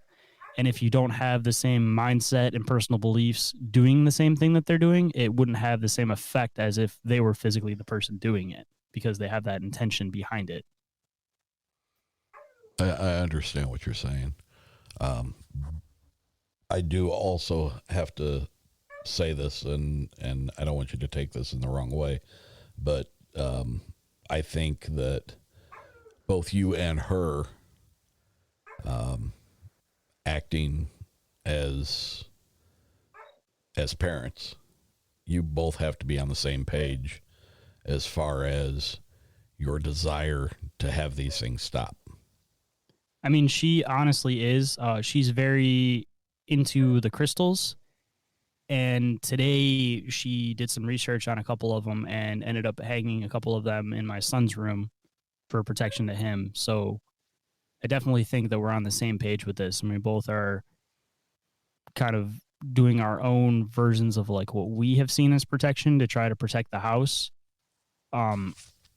And that's kind of where I'm at with it too, where it's like the amp up of it, where it's like, I want to do something and have somebody check it out. But at the same time, I'm almost curious if like what we're doing wouldn't be any different than what somebody else would come in and do. So I guess I just have to get some feelers out and touch out a little bit more about it, because this is my first time sharing the story out in the open and not just directly between my girlfriend and I. And I think what you just said is a pretty good indicator, at least it is to me, of your level of discomfort with what's going on. And I don't think you're that uncomfortable with what's going on. If you're willing to leave it up to chance, well, let's just see if what we're doing will take care of it. Do you understand what I'm saying? Yeah. And I feel like part of that. Go ahead. I feel like part of that has to do with the fact that it's like I've experienced worse. So it's like, you know, if somebody was coming into the situation, they hadn't experienced anything before, it'd be a little bit different. But because I have experienced things before, it almost feels like a second go around kind of concept, especially after like I was a teenager, but it doesn't seem as amped up. And a lot of it too is when I talk to Whitney, she talks to me a lot about following my intuition, and she personally believes that I have links to a lot of these spiritual concepts and I need to kind of just fall in my place with it. So another added part to it is I'm trying to build up that side of me. So it's also partly one of those things where it's like, it's a serious situation and I'm trying to figure it out. But at the same time, I'm questioning if it's been put in my lap in order for me to be able to figure out what I am capable of being able to do as far as protecting myself against these types of things. So that's kind of where, like, where I'm at with it is that it's like, I also don't know if it's almost like a test in a sense, like, because I'm one of those people that's a firm believer that everything happens for a reason. And I feel like that might be the reasoning behind it. But in the back of my mind, it's still one of those things, like I was kind of mentioning with my grandpa, with him passing on, that it's like, I don't know if it's a test that's been put in my lap, but I'm still scared of it regardless. And I like having that my grandpa behind me, or feeling like he's behind me, just in case it does get out of hand. But at the same time, like, I'm still scared of it getting out of hand, but I'm trying to keep it under wraps because I don't want to scare my kids. Because earlier in the kitchen, I'm like putting salt around this thing and my daughter's like, what are you doing? Why are you putting sugar around that? So it's also a concept of like trying to not freak out the kids in the process, because I don't want them to, like, I don't want anything to pop off. For example, like if I had somebody come over and something happens, I definitely would have to have my kids out of the house because I just don't want them to have like a starting point coming into understanding these concepts with it being something scary. Like I'd rather them be introduced into the spiritual world by something happy and light and not this dark being. So it's like trying my best as a parent to try to like keep it under wraps, keep my own fears in while not trying to project outward so I don't scare my kids. I get that.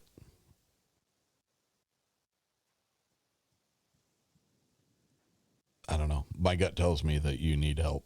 I don't think if you actually have negative spiritual interaction in your home, I don't think that is a self-teaching moment.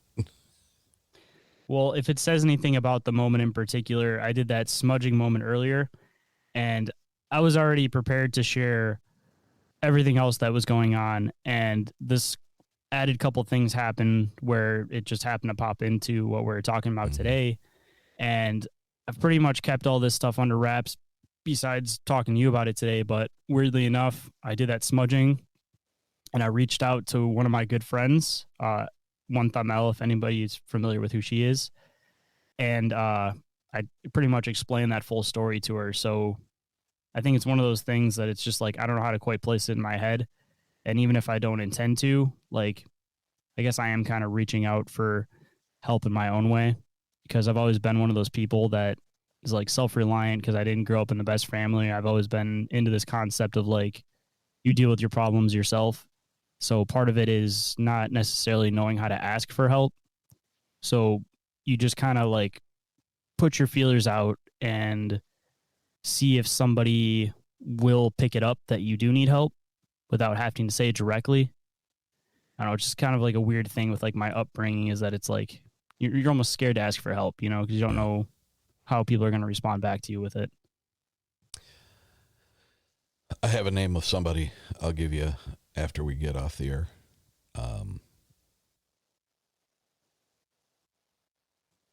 She's really good. So, if nothing else, she can at least give you an idea of what you're dealing with and what you can do. So, I really, really, really appreciate that. Shayn, one more time for everybody, let them know where they can find your stuff. I guess on a lighter note, since it sounded a little bit, it got a little personal through all of that. If anybody wants to come check out the other side of things that I do, the funny side, the conspiracy side, all of that fun stuff, I put everything under Linktrees, try to make it quick and easy. If anybody isn't familiar with Linktree links, it's not .com, it's linktr.ee / and then for my multiple things, Inquiries of Our Reality podcast and Bizarre Encounters. From there, if you click on one of those, they all kind of intermix. If you find one, you'll find all of them. So follow down the trail, like, share, subscribe, all that fun stuff. Give Eric, of course, a review because the guy deserves it and he's awesome at what he does. And while you're at it, throw me a little review. I'd also appreciate it. Absolutely. Because that's how you should do it. You go on, you give them a 5-star review, and then listen to what they have. It helps everybody out. It helps get the show out in front of more people. And even if it's not your thing, you're doing something solid for somebody else, and it helps other people find that person. So,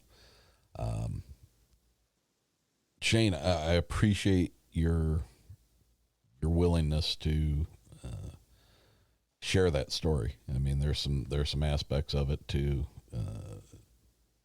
that are, I'm sure, were hard for you to talk about. I had a couple of moments here and there. I'm sure the listeners should probably tell where it's just like hard to say certain things, but yeah. Like I said, this was the first time I've ever said it all and laid it out on the table. So it came out, I guess, in a well thought out way, but yeah, you did fine. again, I don't want to come off sounding preachy, but if you're dealing with the things that you say you're dealing with, I can't help but think that that is not a moment where you should be self-teaching yourself. You know, you as an empath, yeah, okay, you have a gift, and you know, you're a young man, you've got plenty of time ahead of you to grow that gift and see it to its realization. My biggest fear when it comes to it is that it seems to be around my son, and considering that I had that like astral projection moment where I saw my son before he was born, like I was saying earlier, I feel like he's linked to this world. So my biggest fear as of the last like 2 days, which is me just trying to figure everything out, like my biggest fear is that it's something that knows that my son may have a connection to it, and it's like trying to be around him. And that's honestly what makes me the most uncomfortable about it. And it's one of those things that it's like try to deny it in my head, but my head keeps coming back to it. And this is the first time I've said it out loud, but like that's probably my biggest fear when it comes to any of this, is just anything that could possibly be preaching on my son if he does have the abilities to have that connection into the spiritual world. You know, and I have there's one thing that I want to say about that, and I was not going to say it, and I'm still not sure if I should say it. But you know, that instance where you were in that space where you saw your son, and he said that it wasn't right. That one wasn't right.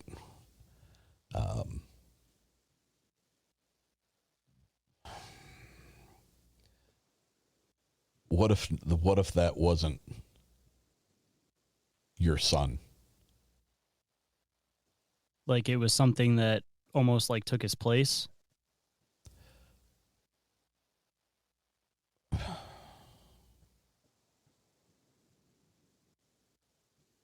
I feel torn that I shouldn't be saying this, because that's a terrible thing to. I mean, I really want to know your thought pattern on it, to be honest with you.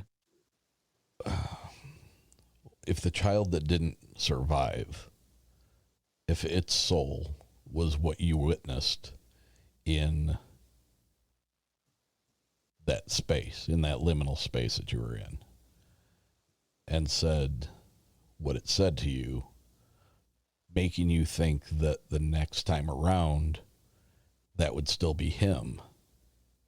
What if it's not? What if that was a completely different entity than the child you have now? But that's the entity that is acting on your son out of jealousy that it wasn't born, out of being upset that that pregnancy didn't take. That was kind of the route that I was kind of going down to, because from the time my son was born, he was a very colicky baby where he wouldn't stop crying all the time, and there was nothing wrong with him, and they never really like put the term like colicky on him. He just would cry all the time.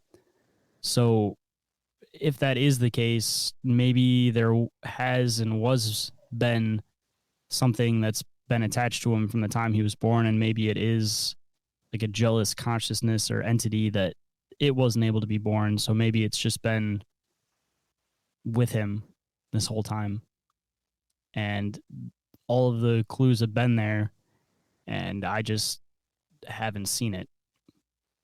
Because, like I said, just him from the time he was born, it's been a very, very upset baby, for lack of better words for it.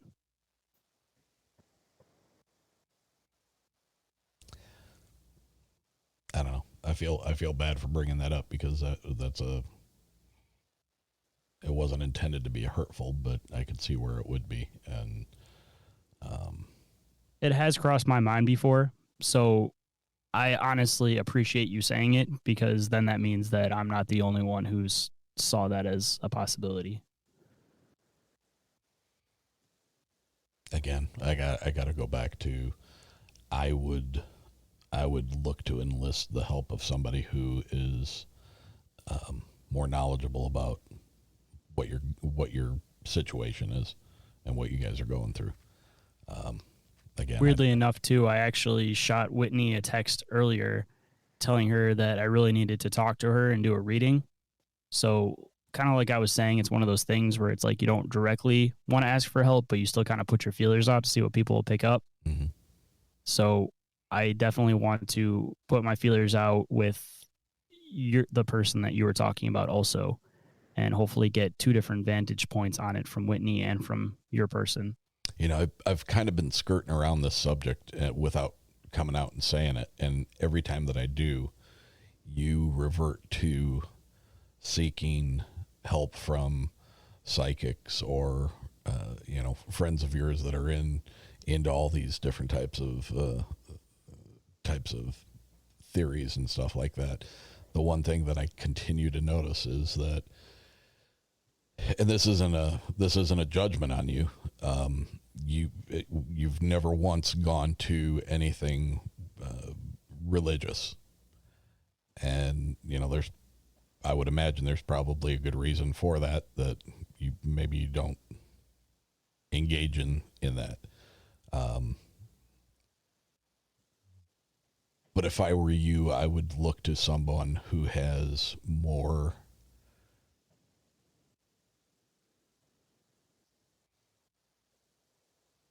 knowledge on that end of things. See, like, coming from my perspective, just to kind of give people a little bit of an idea of like my view on that kind of stuff. I grew up in a family where, like, I of course went to church and stuff as a young kid, and I would question anything. I just ask any questions, and they kind of had that concept of, like, you don't ask questions, you just listen to what we have to say. Yeah, been there, so, done that.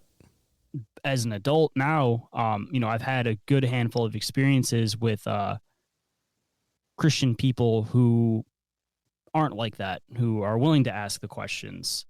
But a lot of them aren't, I guess they don't have like a place in the church. They're just, like church goers rather than being like somebody that's of the faith in the aspect of, being part of the cloth. So that also being said, my first reaction usually isn't to go there, just because the group of people that I do know are more of like the spiritual people. So if there is anybody that is in that field who is willing to sit down and hear everything that I have to say and give me their full biblical opinion on it, I would love to hear it, and I would definitely be more than willing to do anything that they feel would help the situation. Just, like I said, from like my background, my main jump is seeing spirituality more so than anything, but I haven't closed that door, if that makes sense. Like I know it's there. It's just that I don't have anybody that I trust that would know about that on that spectrum inside of things. Well, and I don't know why I said I'd tell you this name afterwards, because she's been on my show, so people know who she is. JJ Light Rose 777. She was on one of my episodes just about a month ago, I guess.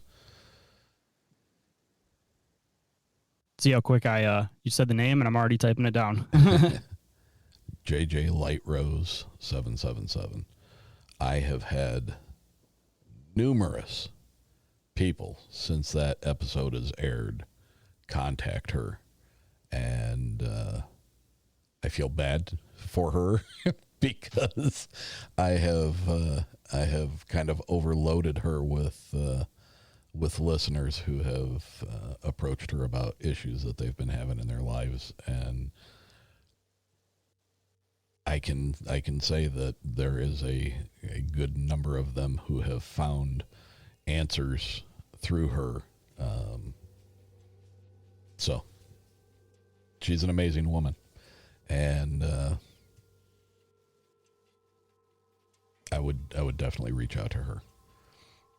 I first reaction, type that down, and I have a list of different things that I need to do after this interview, and that's one of the top items. That and getting rid of the other item. Not that I don't feel like it's tied to it, but it's just a matter of just covering all the bases, you know? Yeah. Regardless, I'd get rid of that trinket, and I would tell Buddy, you need to just know your role, man. Stick to your own and leave us alone. So,